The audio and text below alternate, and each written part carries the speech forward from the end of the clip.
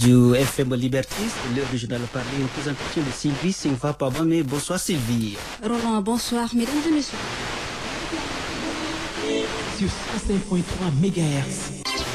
Les titres, décès, édition scolaire et invitation des professionnels de santé contre l'agression dont a été victime Dr Zainaba Saleh Djouma le 27 septembre 2021. Nomination des membres du CNT, des voix s'élèvent de plus en plus.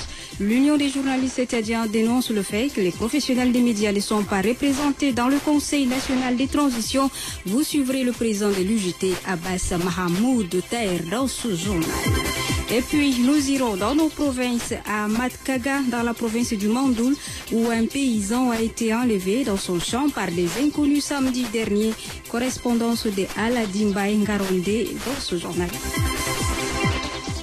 Et d'abord, la minute du droit, elle est axée sur les principes fondamentaux relatifs à l'indépendance de la magistrature adoptés par le 7e congrès des Nations Unies pour la prévention du crime et le traitement des délinquants qui s'est tenu en 1985 et confirmé par l'Assemblée générale dans ses résolutions 4032 de 1985 et 40-146 de 1985. Considérant que les pactes internationaux relatifs aux droits économiques, sociaux et culturels et aux droits civils et politiques garantissent l'un et l'autre l'exercice de ces droits et que le pacte international relatif aux droits civils et politiques garantit en outre le droit d'être jugé dans un délai raisonnable, considérant qu'il existe encore fréquemment un décalage entre l'idéal que visent ces principes et la situation réelle, considérant que l'organisation et l'administration de la justice dans chaque pays devraient s'inspirer de ces principes et que des efforts devraient être déployés pour les traduire pleinement dans la réalité, considérant que les règles applicables aux magistrats dans l'exercice de leurs fonctions doivent viser à leur permettre d'agir conformément à ces principes, considérant que les juges se prononcent en dernier ressort sur la vie, les libertés, les droits, les devoirs et les biens des citoyens, considérant que le 6e congrès des Nations Unies pour la prévention du crime et le traitement des délinquants, dans sa résolution 16, a demandé au comité pour la prévention du crime et la lutte contre la délinquance de faire figurer parmi ses tâches prioritaires l'élaboration de principes directeurs. FM Liberté sur 105.3 MHz. Dr Zainaba Saleh Djouma de la clinique Merci AZ a été agressé dans son lieu de travail le 27 septembre 2021 par des agents de la Société nationale d'électricité accompagnés des agents de la DSJ lourdement armés, le syndicat des médecins du Tchad, l'Ordre des médecins du Tchad et l'Association des médecins privés du Tchad unanimement condamne ce qu'il qualifie d'acte ignoble contre Dr Zainaba Saleh Djouma, demande que justice soit faite. Les professionnels des médias, quant à eux, dénoncent le fait que les professionnels ne sont pas pris en compte dans le Conseil national des transitions mis en place il y a quelques jours. Le président de l'Union des journalistes tchadiens, UJT, Abbas Mahamoud Taher, a évoqué le sujet au cours d'un point de presse hier à la Maison des médias du Tchad, au quartier Moursal. On l'écoute pour plus de précisions au micro de Abba André. Les organisations professionnelles des médias du Tchad constatent avec regret que le décret numéro 502 du 24 septembre 2021 portant désignation des membres du Conseil national de transition CNT confirme le refus aux professionnels des médias d'être représentés dans cet organe législatif de la transition. Nul n'ignore que le Tchad est aujourd'hui à un tournant décisif de son histoire à travers une transition politique de fait qu'il se veut apaisé et inclusif. Conscient du rôle majeur de la presse en tant que quatrième pouvoir, le bureau exécutif de l'Union des journalistes tchadiens a multiplié des démarches successives afin que les professionnels des médias ne ratent pas les coches. Pour la représentation au Conseil national des transitions CNT, cet organe législatif dont le rôle premier est d'adopter un nouveau corpus juridique pour un Tchad nouveau post-transition, la presse n'est représentée au CNT ni parmi les organisations de la société civile, ni avec les ordres professionnels, ni au titre des personnes ressources ou toute autre composante. Tout en prenant à témoin l'opinion nationale et internationale, l'Union des journalistes tchadiens UJT, les médias et les organisations professionnelles prennent acte. Contestation toujours. Les enseignants de l'Institut national de la jeunesse et des sports lancent un préavis de grève de 3 jours à compter du mercredi 29 septembre au vendredi 1er octobre 2021 pour dénoncer ce qu'ils qualifient des nominations sanctions des anciens membres du bureau exécutif de la sous-section 7 de l'INGS. Ils demandent leur réhabilitation. Le centre départemental de la formation continue des enseignants du primaire de N'Djamena a organisé ce matin à l'école normale des instituteurs bilingues au quartier Ardeb Dumal une journée de confection du planning des activités pédagogiques de l'année 2021-2022. Objectif: permettre aux responsables de s'organiser en qualifiant les enseignants dans leur méthodologie d'enseignement. Dongus Abraï est au micro de Kodmadi Hortense. Ce planning, faut-il le souligner, est considéré comme une sorte de gouvernail pour la gestion du temps. Il est donc un devoir pour moi de prendre la parole devant vous, acteurs du système éducatif, car je ne doute qu'un seul instant que votre rencontre ne sera vaine, mais très bénéfique pour le système éducatif. Ne dit-on pas qu'une telle rencontre est la clé du succès? Pour cette rentrée scolaire 2021-2022, le gouvernement a mis un accent particulier dans les formations sur le bilinguisme et l'enseignement scientifique dans les classes afin que ces deux concepts soient effectifs dans le système éducatif tchad. Vous attelez à relever les défis en vue de renforcer les compétences des enseignants sur le terrain. Vous devez travailler en synergie totale, vous les animateurs de CEDEPSEB et des IPEP. C'est pourquoi le ministère de l'Éducation nationale et de la promotion civique encourage les animateurs pédagogiques de CEDEPSEB et IPEP dans votre noble tâche afin de booster les compétences des enseignants dans les classes. Dongus Abraï, délégué de l'enseignement de la commune de N'Djamena. À la suite du journal, l'ambassade de la Grande-Bretagne au Tchad a organisé hier dans l'après-midi au CEFOD une session d'information et d'orientation sur la bourse Chevening Scholarship, une bourse du gouvernement britannique accordée chaque année aux personnes émergentes. On fait le point avec Mbaïto Djumro Nadita. Du nom de la ville de résidence du ministère des Affaires étrangères du Royaume-Uni, la bourse Chevening Scholarship est une opportunité accordée aux personnes avec le potentiel de leadership dans le monde entier de poursuivre des études de master d'1 an dans l'une des universités du Royaume-Uni. Elle vise à soutenir les personnes capables de contribuer au développement de leur pays. Marc Mathéus, ambassadeur du Royaume-Uni au Tchad, donne les critères d'éligibilité à cette bourse. Pour être éligible, vous devez être citoyen d'un pays éligible, avoir terminé toutes les composantes d'un diplôme de premier cycle, avoir au moins 2 ans d'expérience de travail, postuler à 3 différents cours universitaires au Royaume-Uni, qu'il n'y a pas de limite d'âge. Lauréat de cette bourse en 2017, Ndolenodi Hyacinthe encourage les candidats répondant aux critères à postuler. La bourse Chevening fait partie des bourses les plus prestigieuses dans le monde. Après avoir fini avec les études, vous avez l'occasion de pouvoir intégrer un réseau de plus de 50 000 anciens lauréats de la bourse Chevening. Et parmi ces 50 000 anciens lauréats, il y a des personnes les plus influentes dans le monde. Une occasion à ne pas manquer. La bourse Chevening Scholarship couvre tous les coûts liés à l'étude, notamment les frais de scolarité, les frais de subsistance, les frais de séjour et les frais de voyage. La candidature à cette bourse se fait en ligne sur le site www.chevening.org. Mbaïto Djumro Nadita, merci. Une mission des médias conduite par le conseiller chargé du développement des médias à la Hama, Betel Miarom, et le conseiller chargé des affaires juridiques de la Hama, Ali Mboudou Mahmoud, séjourne depuis hier à Moundou, dans la province du Logone occidental.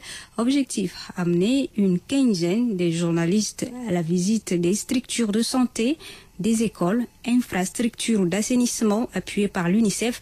Correspondance de Mekondosoni. Cette mission, qui s'inscrit dans le cadre d'un accord de partenariat avec l'UNICEF, la haute autorité des médias de l'audiovisuel AMA met en œuvre le programme de promotion, protection des enfants dans les médias, monitoring des médias sur les thèmes liés à l'enfance appuyé par l'UNICEF. L'objectif de ce voyage de presse est d'assurer une large vulgarisation de la charte éthique et du guide pédagogique pour pour la protection des mineurs dans les médias au Tchad, mais aussi assurer une meilleure connaissance sur l'état d'avancement des interventions en faveur de la femme, de l'enfant, des jeunes dans le domaine de la santé, éducation, protection, nutrition et engagement des jeunes. L'équipe a rencontré les bénéficiaires et partenaires de mise en œuvre. Ils se sont exprimés et entendus sur leur expérience dans le cadre des programmes de partager leurs besoins et préoccupations et d'échanger sur les efforts fournis en leur faveur pour améliorer leurs conditions de vie avec l'appui de l'UNICEF. Pour cette première journée, l'équipe s'est rendue au centre de santé de 15 ans. Elle a participé à une séance de consultation dans le cadre de la prise en charge de la malnutrition. Pour boucler la journée, c'est la Maison de la Culture de Mundu qui a reçu la visite de l'équipe des journalistes. Mekondo Soni, Mundu pour la radio FM Liberté. Vous suivez le journal de la radio FM Liberté. Le centre juridique d'intérêt public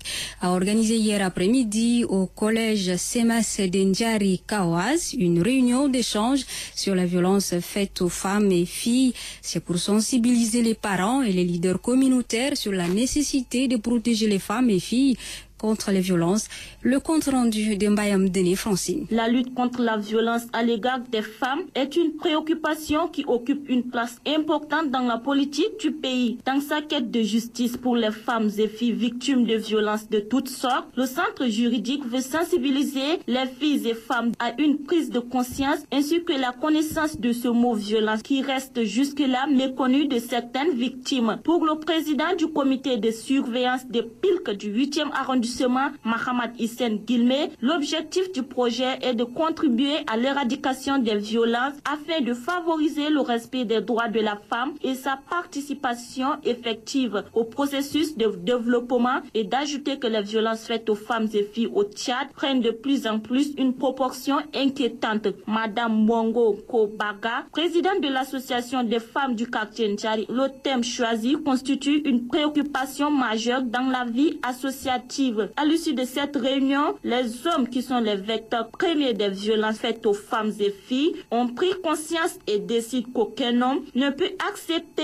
que la femme qui est une mère, une sœur et une épouse puisse subir de tels traitements et les jeunes filles présentes à cette cérémonie se disent satisfaites du message de sensibilisation. En marge de la célébration de la Journée mondiale de lutte contre la rage, le 28 septembre hier, le ministère de l'élevage et ses partenaires ont organisé une causerie débat au sein du dit ministère et c'était aussi hier. Objectif, expliquer les risques liés à cette maladie. Au cours de cette causerie débat, les techniciens se sont relayés pour expliquer ce que c'est que la rage. Selon eux, la rage est une maladie virale très contagieuse qui peut attaquer tous les animaux. Elle est causée par un virus qui se transmet par la morsure des animaux. Et d'ajouter que le réservoir de la maladie se trouve dans la faune sauvage, notamment les zones côtières. Les forêts et les parcs sont les plus touchés au Tchad. En effet, vacciner les animaux domestiques chaque année est important car il n'y a pas de traitement de la maladie de la rage à un stade avancé. Dès l'apparition des symptômes, il est nécessaire de prévenir en se rendant à l'hôpital, ont indiqué les organisateurs. Le ministre en charge de l'élevage, Abderrahim Awad Ateib, qui a rehaussé de sa présence à cette causerie débat, a déclaré que son département est déterminé à lutter contre cette maladie. Cependant, il déplore le manque de moyens. Tout en se réjouissant de cette rencontre, la première du genre avec les professionnels de la communication, il a promis initier d'autres activités similaires. Il a également demandé aux journalistes d'intensifier la sensibilisation sur la rage. Dans la nuit du samedi 25 au dimanche 26 septembre dernier, un paysan habitant le canton Matkaga a été enlevé dans son champ par des inconnus. Ces derniers l'ont conduit en pleine brousse où ils l'ont battu à demi-mort avant de disparaître dans la nature. Le point avec notre correspondant Aladimba Ngaronde Innocent.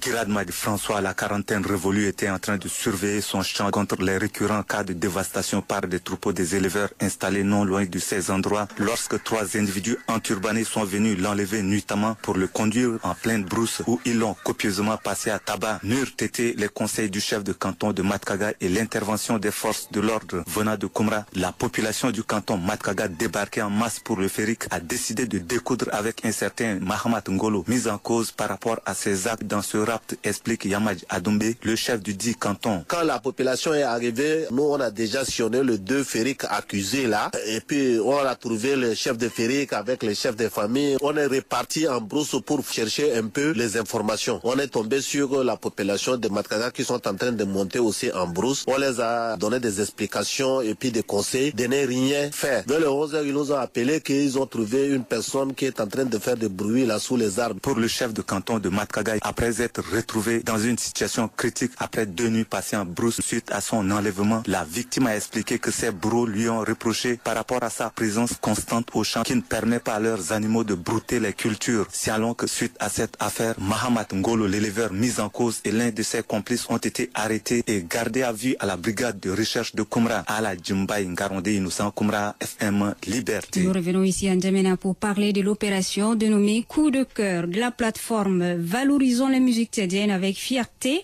C'était ce matin et c'est en faveur des familles des artistes tchadiens défunts. Cette opération placée sous le slogan « Si nous ne valorisons pas ce qui nous appartient », qui le fera pour nous, consiste à assister plus de 26 familles des artistes de fond de N'Djamena avec de vivres et de fournitures scolaires, a indiqué Héritier Évariste Ngaralbay, directeur artistique de VMTV.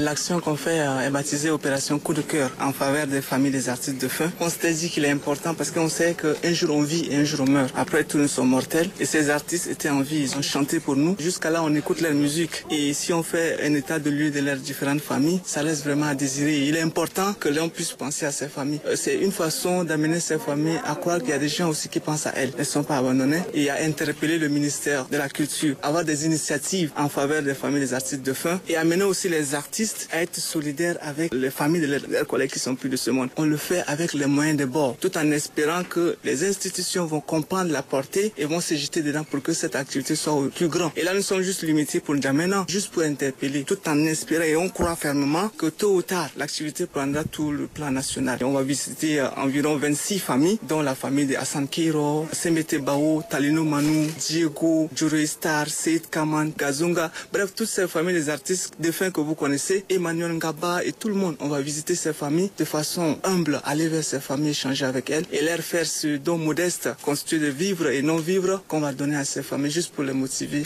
Les propos de Héritier Évariste Ngaralbay sont recueillis par Mbaïto Dumro Nadita. Une femme tuée par son mari hier à Trené.